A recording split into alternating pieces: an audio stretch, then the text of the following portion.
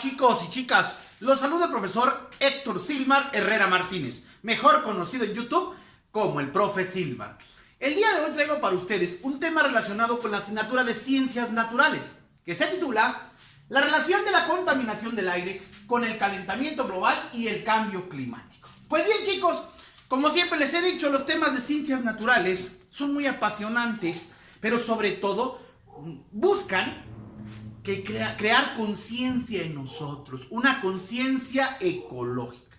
¿Por qué es importante tener conciencia ecológica en estos tiempos?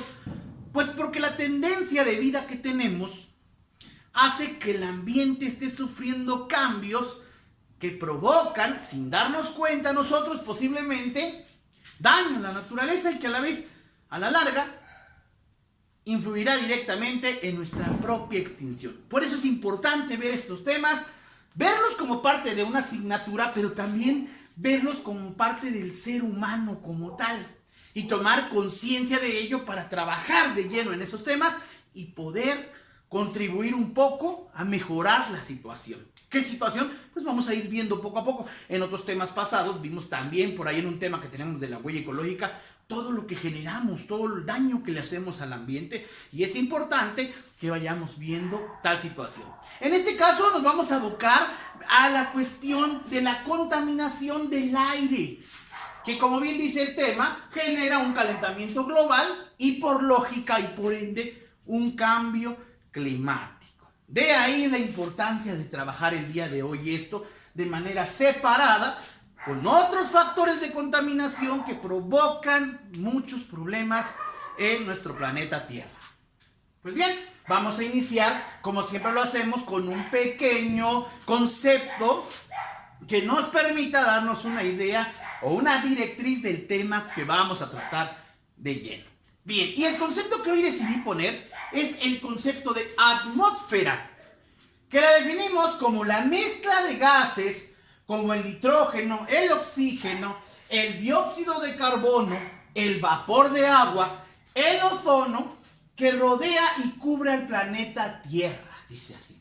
Pues bien, chicos, hay que entender que nuestro planeta, en una forma que tiene esférica, así nos lo desglosa los estudios, está rodeado por una capa concéntrica de estos gases.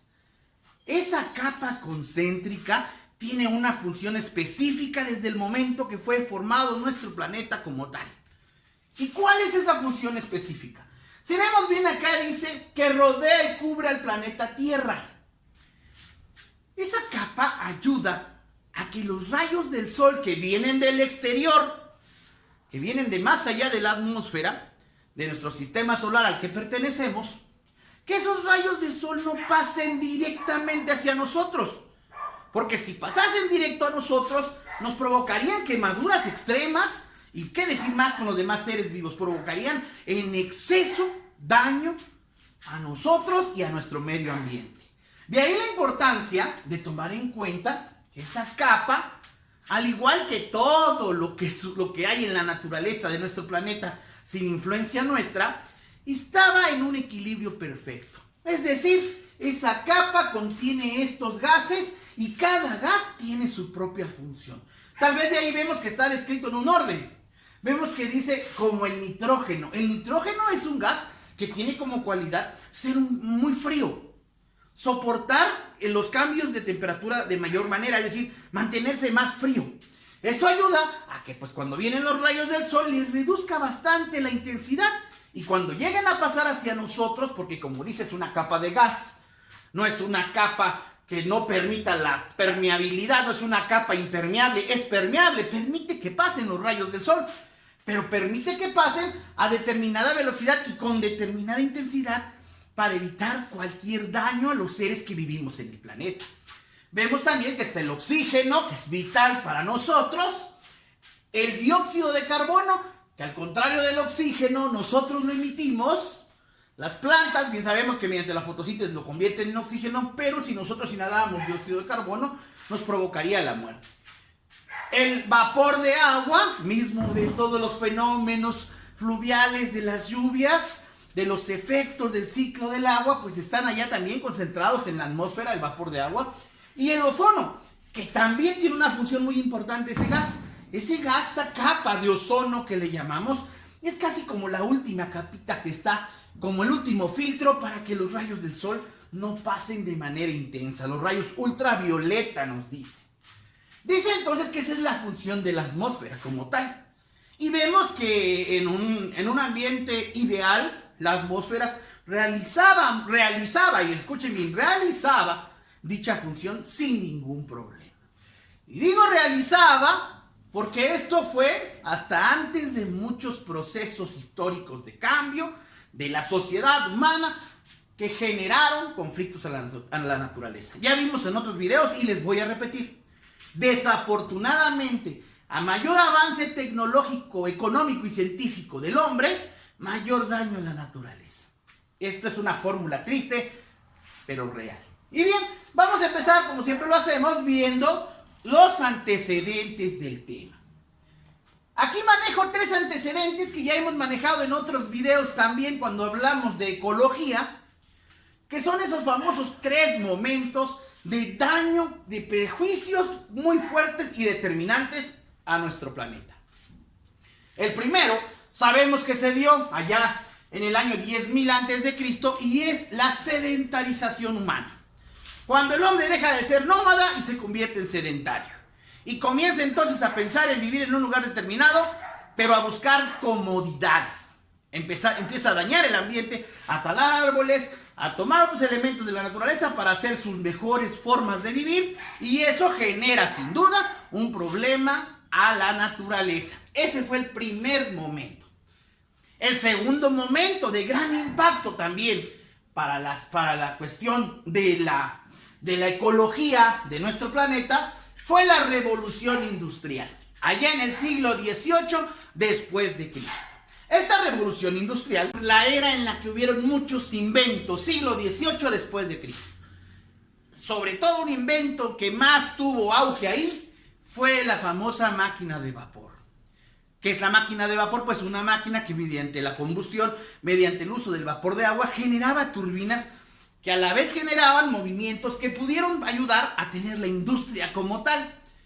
Esto fue bueno para el hombre, entre comillas, pero malo para la naturaleza, porque se empezaron a crear miles de productos extraídos de la naturaleza, las materias primas, y convertidos a productos para el servicio de la humanidad. Daño también directo a la ecología. ¿Por qué? Porque la revolución industrial inició el proceso de la industria, y la industria como tal genera gases contaminantes. Ya veremos más a detalle más adelante cómo es ese gas contaminante. Pues bien, y el último momento que todavía estamos viviendo en esta era, en esta época, que es la revolución de la información. Así le llamamos a este proceso, a este golpe que recibe la naturaleza de parte de nosotros. Y es basado en el Internet del siglo XX y el siglo XXI, nuestra era actual, el momento que vivimos. ¿Cómo perjudicamos, dicen ustedes, en ese momento? Pues el Internet nos permite conocer todo el mundo entero en segundos. Y por tanto, las empresas han visto la oportunidad ahí de hacer su publicidad, de generar en nosotros intereses de productos que antes no teníamos al alcance, precisamente por desconocer de ellos. Pero el Internet nos los ha facilitado en imagen y en información, y ha hecho que entonces nosotros querramos tener esos productos según nosotros para comodidad de nuestra vida, pero sin tomar en cuenta el daño que le hacemos. Aquí en la revolución de la información se generan millones de productos y más millones de copias de ese producto por la demanda que nosotros hacemos, y por tanto se genera una mayor contaminación porque hay más empresas que generan dicha contaminación. Pues bien, una vez que vimos ya los 3 momentos dañinos y que todavía estamos hablando de que estamos en uno de ellos, pasaremos a explicar cómo funciona esa famosa contaminación o por qué se da esa contaminación. Y primero que nada me gustaría explicarles el proceso de la combustión. Pero aquí les voy a hacer la explicación del proceso de la combustión de tipo natural.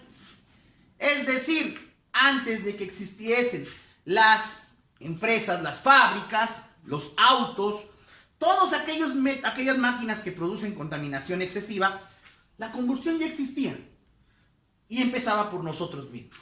Dice así: la combustión es un proceso por el cual un ser vivo expide dióxido de carbono para obtener energía. Para obtener energía. Y recordemos que la energía pues nos ayuda a eso, a movernos, a vivir y a estar en constante movimiento.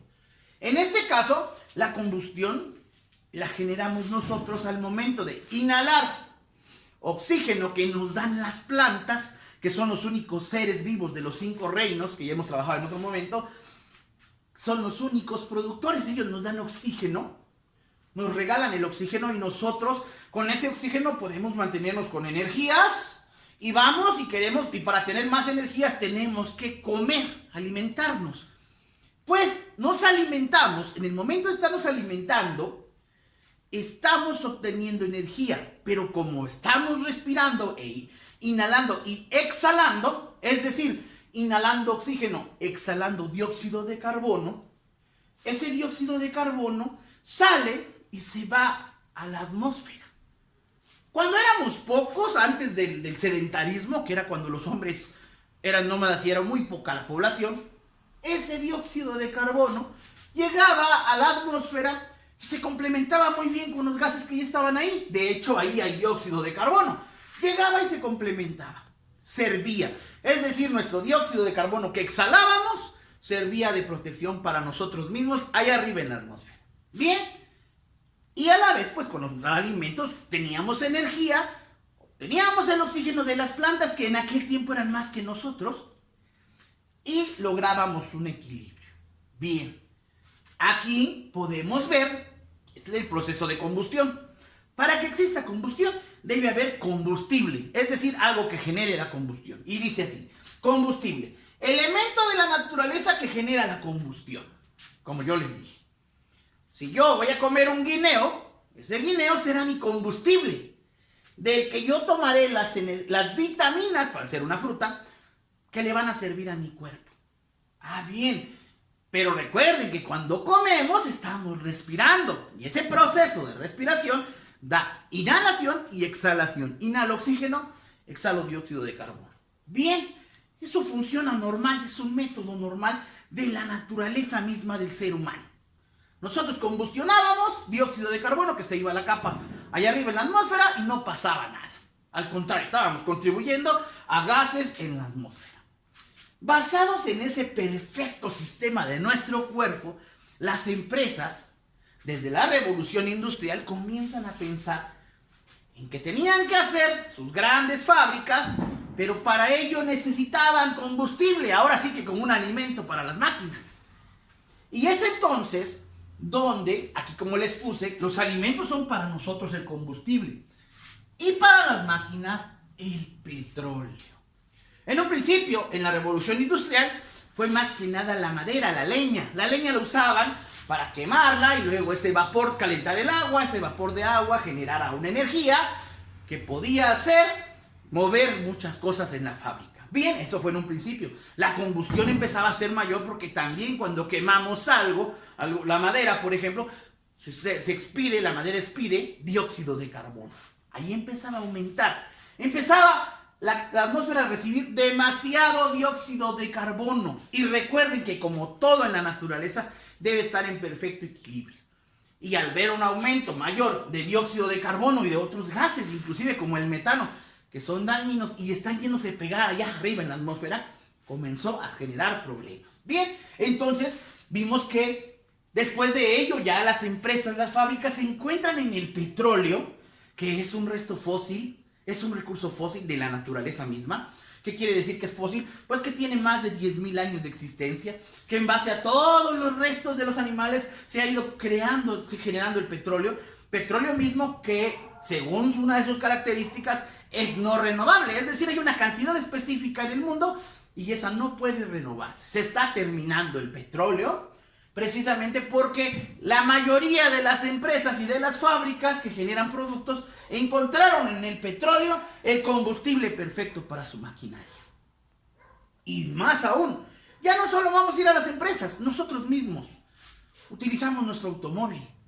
Y el automóvil utiliza petróleo. Recuerden que la gasolina se deriva del petróleo. Pues todo eso se ha usado así. Actualmente nos hemos ido dando cuenta que el petróleo está terminando. y que ya no va a ser una buena vía usar el petróleo. ¿Por qué? Porque lo estamos desapareciendo de nuestro planeta. El problema es que al quemar el petróleo, al combustionar el petróleo, él también expide dióxido de carbono y otros gases dañinos para la atmósfera que se van para arriba.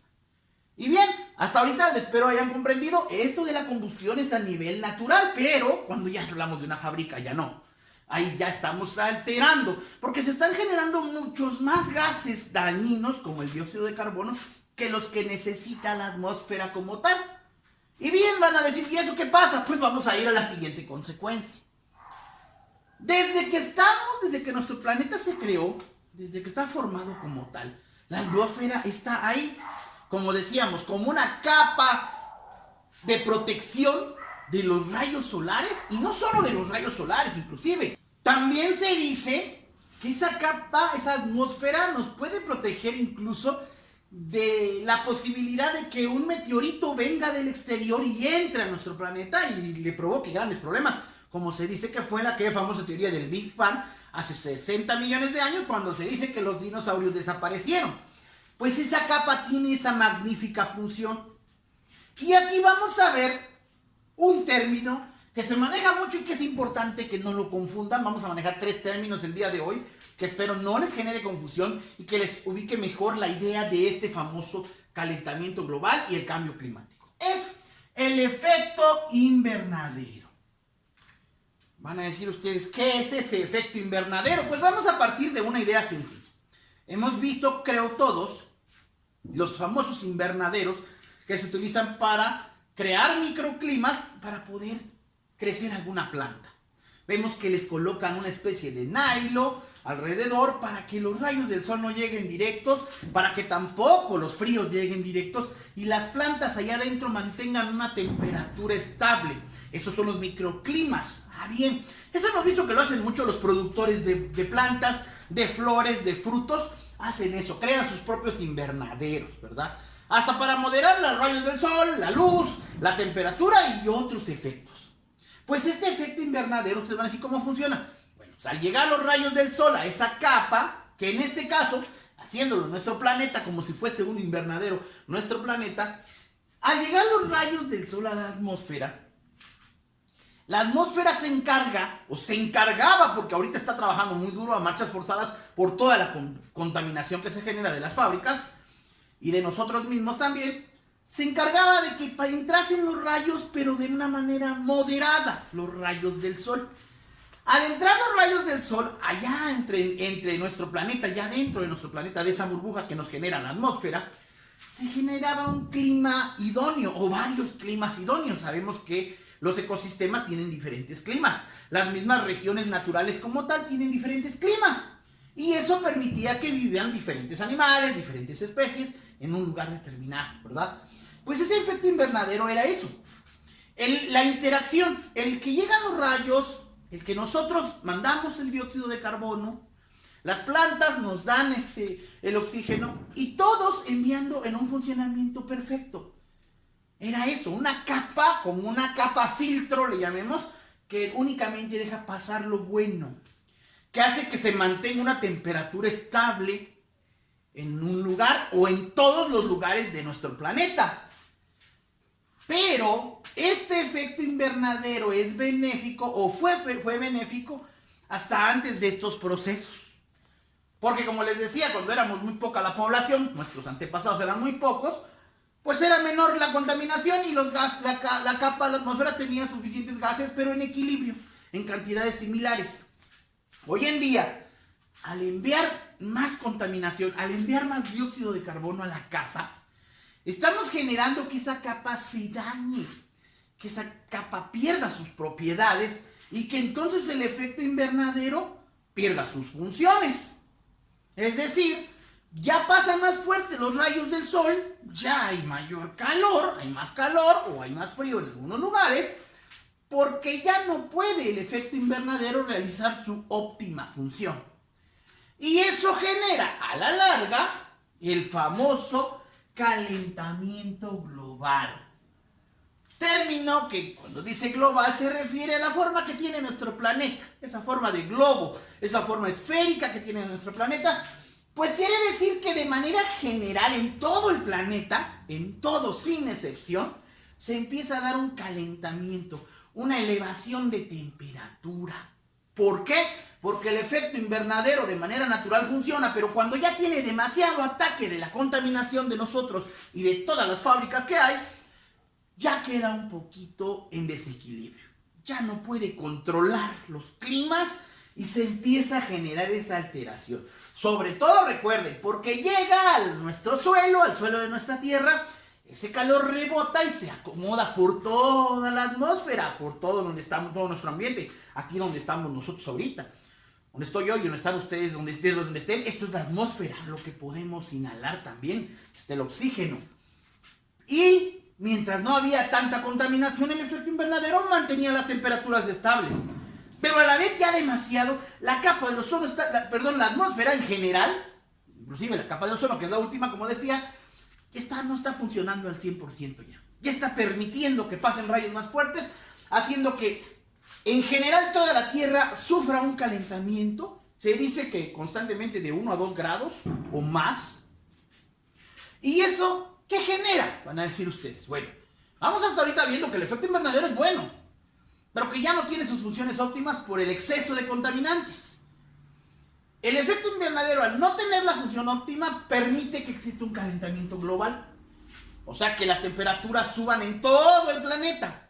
¿Qué sucede al subir las temperaturas en todo el planeta? Pues aquí va. Sucede el famoso cambio climático. Les decía, chicos y chicas, 3 conceptos distintos. Efecto invernadero es un efecto natural que hace que permite que entren los rayos del sol, que allá adentro se expandan y generen un clima idóneo. Esto era antes de haber tanta contaminación. Al haber tanta contaminación, el efecto invernadero ya no puede producir sus funciones como tal y provoca que haya un calentamiento global. Es decir, como ya pasan más directo los rayos del sol, ya hay un mayor calentamiento. Ese calentamiento se ve reflejado en la alza de temperaturas que a su vez generan un cambio climático. Es decir, ya vimos que hay muchos climas diferentes en nuestro planeta. Lo vimos en una asignatura de geografía, donde vimos que desde el Ecuador hasta los polos hay diferentes regiones de climas por su distancia al sol. Sabemos, voy así nada más a determinar, sabemos que está el clima tropical, el clima seco, el clima templado, el clima frío y el clima congelado o helado. Bien, eso del Ecuador para arriba y también del Ecuador para abajo, en ese orden como lo mencioné. Ya lo pueden ver ustedes en un video que tenemos en mi canal de geografía, donde nos habla de la latitud, la altitud y todo lo referente. Pues bien, al haber esos climas sufren un cambio. ¿Y qué pasa cuando cambia un clima? Cuando la temperatura cambia exageradamente en un lugar. Pues viene esto, se da un aumento de temperaturas, es lo primero que sucede, que a su vez provoca cambios en los ecosistemas. Y no son cambios buenos, son cambios malos. Porque hay especies que no se adaptan a esa alza de calor, a esa temperatura más elevada, y entonces se provoca la extinción de ellas. No solo de animales, recuerden que hay 5 reinos. Se pueden extinguir bacterias, hongos, algas, animales y plantas también. ¿Por qué? Porque no soportan ya esa temperatura. Estaban tan aclimatados desde que están en la Tierra a un clima que al darse ese calentamiento global y por consecuencia un cambio climático, no lo soportan. Y voy a manejar un ejemplo aún más cruel y más claro para ustedes. El deshielo de los polos. Circula en las redes sociales, durante años ha estado circulando una imagen triste de un oso polar en estado deplorable. Está a punto de morir, todo flaco, ya se ve que va caminando a duras penas, derivado de que ya en su lugar, él recuerden que vive en el polo norte, en los polos donde hay mucho frío, ha llegado tan fuerte el calor que ha provocado deshielo. Esas temperaturas a las que su cuerpo estaba acostumbrado le generan que al subir la temperatura, al haber más calor, él empieza a sufrir. Es posible una de las especies que se extinga muy pronto, si no ponemos cartas en el asunto nosotros, con ese deshielo de los polos. Aquí podemos darnos cuenta que entra en función la capa de ozono, que es la que se encarga como última de no permitir que pasen los rayos. Y que esta capa de ozono siempre se ve dañada cuando utilizamos mucho los aerosoles. Desde pinturas, desodorantes y otras cosas con aerosol, se van directo, los químicos que se utilizan en el aerosol, se van directo a la capa de ozono y le provocan daño. Por ahí se dice que la capa de ozono sufrió un hoyo amplio, que se rompió obviamente por tanta contaminación, y por ahí empezaron a pasar rayos directamente a los polos, y se dio ese deshielo, que de ahí se deriva la imagen que yo les decía del oso polar. Curiosamente también se dice que durante esta pandemia, al quedarnos nosotros unos meses cuando inició la pandemia, al quedarnos en casa encerrados por temor a contagiarnos, ayudamos a la naturaleza, porque esa capa de ozono, ese hueco que había en la capa de ozono, se regeneró. Y es muy creíble, ¿por qué? Porque no sacábamos carros, porque las fábricas se detuvieron, no querían pagar sueldos de la gente sin vender productos, y todo eso nos ayudó a la naturaleza. Se tapó esa capa de ozono y controló un poquito. Solo en esos meses o ese año, un poquito más, de esa pandemia. Algo de lo bueno tal vez de la pandemia van a decir ustedes, provocó eso, que se detuviera el deshielo de los polos. ¿Qué pasa también? No solo van a morir los animales del polo norte porque se haya deshielado su lugar, van a morir como el oso polar, pero también va a generar un cambio en todo el mundo. ¿Por qué? Porque al deshielarse los polos, recuerden que ahí hay agua pero está congelada, está en un estado sólido. Al convertirse al estado líquido, se van directamente a los océanos y hacen que los niveles de agua de los océanos suban. Es como cuando tenemos en un vaso de agua y le metemos 2 cubos de hielo, está a un nivel, pero si dejamos que esos 2 hielos se deshagan ahí dentro, va a subir el nivel del agua. Si sube el nivel del agua, ya se está notando en algunas playas, inclusive de nuestro país, de nuestro propio estado, si sube, va a provocar la desaparición de algunas ciudades costeras, es decir, las ciudades que viven en las orillas del mar, en las playas. Van a desaparecer porque el nivel de agua está subiendo y entonces llegará a sus casas. Aquí mismo, en Chiapas, desde donde estamos grabando, lo podemos ver en la costa. En la zona costa de nuestro estado, de nuestro bello estado, se puede ver que algunos lugares, inclusive por ahí hay una imagen que se ve de un panteón, de un lugar costero, que ya las tumbas están totalmente inundadas con el agua porque ya subió el nivel del agua. ¿De dónde llegó esa agua? Van a decir ustedes. Pues del deshielo. Al deshacerse esa agua de los polos, se integra a los océanos y sube el nivel del agua. Y va a provocar todo esto. Y está provocando eso y mucho más. La intención de este video, hasta ahorita, y de este tema, es que veamos los daños. Más adelante, en otros temas, veremos cómo ayudar, cómo detener esos daños.